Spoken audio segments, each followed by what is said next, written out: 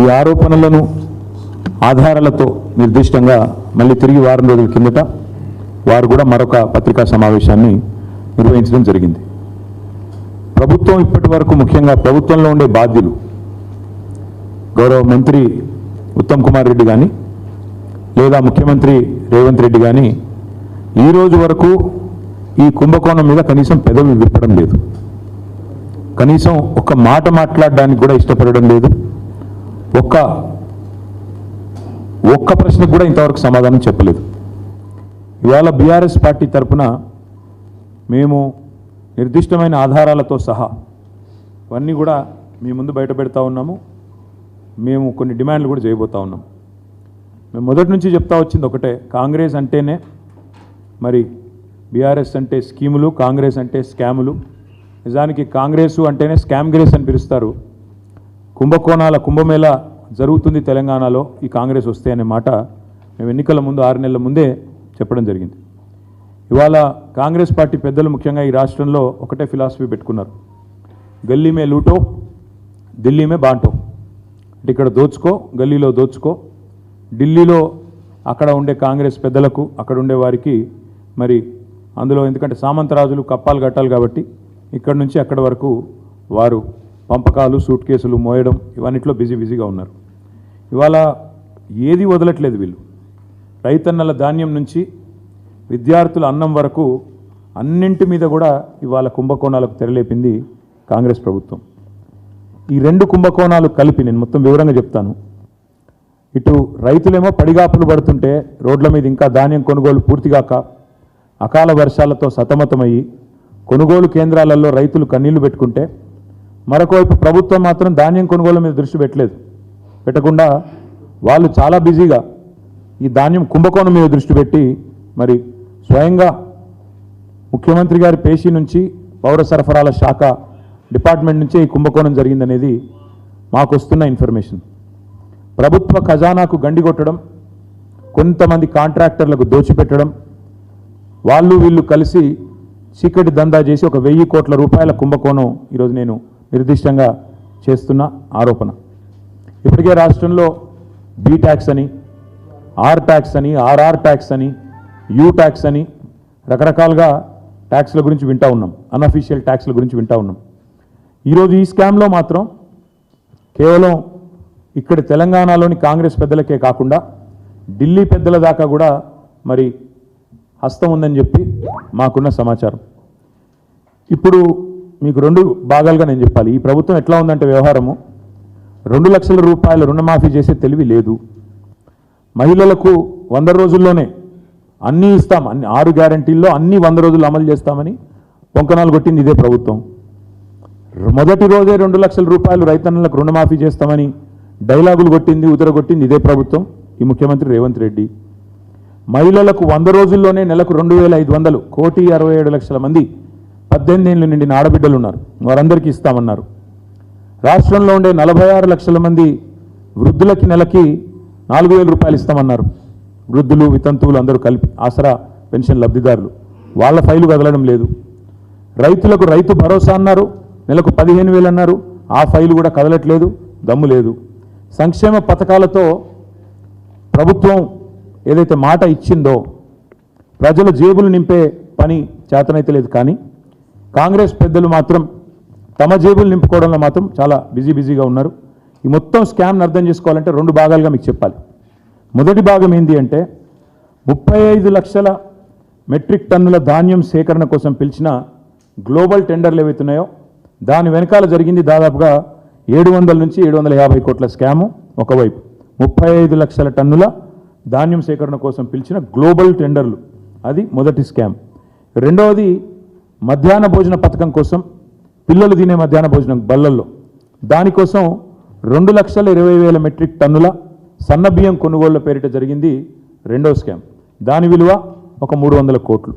2 కలిపితే 1,011 కోట్ల కుంభకోణం, 1,100 కోట్ల కుంభకోణానికి తెరలేపింది కాంగ్రెస్ సర్కార్.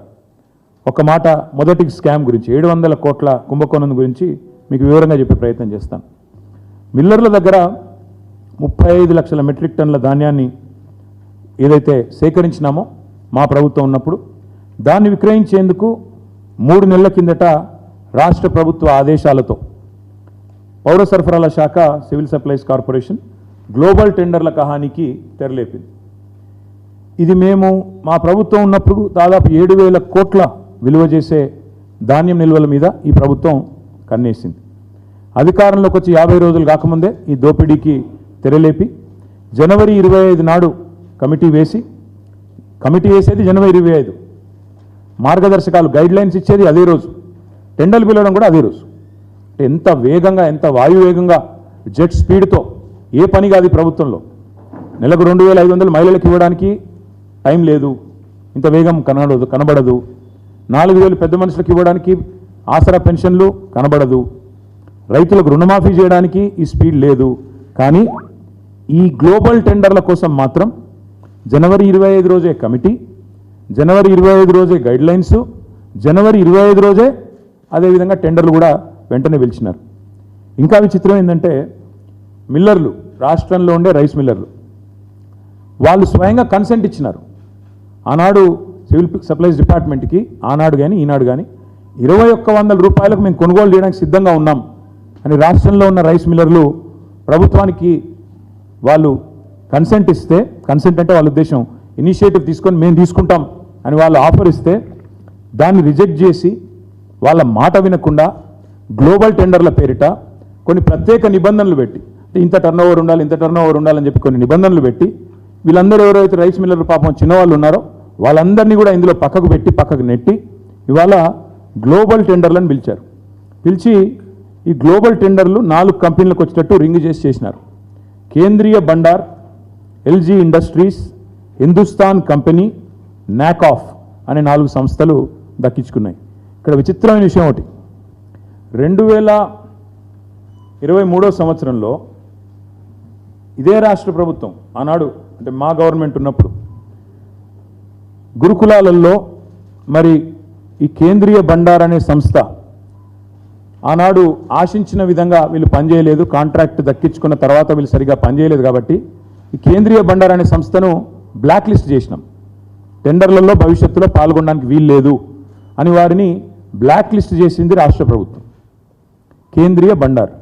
విచిత్రం ఏంటంటే ఈ ప్రభుత్వం రాగానే ఆ కేంద్రీయ బండార్ అనే సంస్థ ఏదైతే ఉన్నదో దానికోసం రూల్స్ రిలాక్స్ చేసి బ్లాక్ లిస్ట్లో ఉన్నదాన్ని తీసేసి తొలగించి ఇవాళ 4 కంపెనీలకే మొత్తానికి అక్కడ మిల్లర్లు 2,100 రూపాయలకు కొనుగోలు చేస్తామని సుముఖత వ్యక్తం చేసినా వాళ్ళు అల్టిమేట్గా చేసింది ఏంటి అంటే మరి చక్కగా 1,885 నుంచి 2,007 రూపాయలకు, 1,885 నుంచి 2,007 రూపాయలకు ఒక బ్యాండ్ ఫిక్స్ చేసి 4 సంస్థలు కుమ్మక్కై మరి పూర్తి స్థాయిలో 2,100లకు దాదాపు 200 రూపాయలు తగ్గించి మరి కుంభకోణం చేసి ఈ 4 సంస్థలు ఇంక్లూడింగ్ ఒక బ్లాక్ లిస్టెడ్ సంస్థకు కట్టబెట్టిన తర్వాత ఇదిగో ఇది సివిల్ సప్లైస్ కార్పొరేషన్ యొక్క శాఖ యొక్క లెటర్.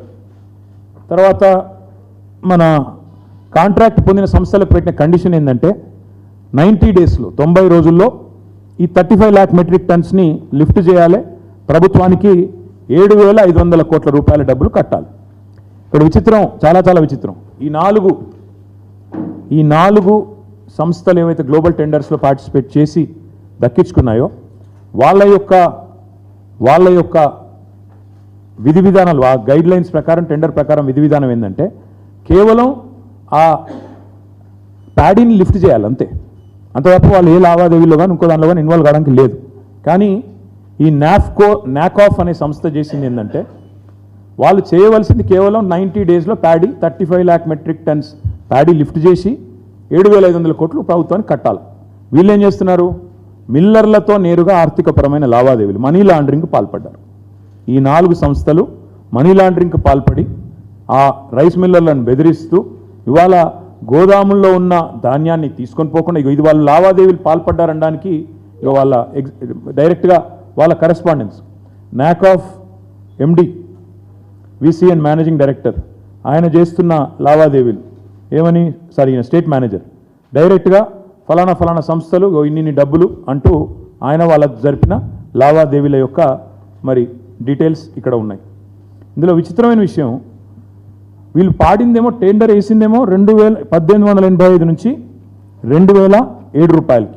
కానీ వీళ్ళు ఏం చేస్తున్నారు, క్వింటాల్కి 2230 రూపాయలు మీరు చెల్లించాల్సిందే అని చెప్పి రాష్ట్రంలో ఉన్న 4000 మంది రైస్ మిల్లర్లను ఈ కాంట్రాక్ట్ సంస్థలు 4 ఏవైతే గ్లోబల్ టెండర్ దక్కించుకున్నాయో బ్లాక్మెయిల్ చేస్తూ ఉన్నాయి.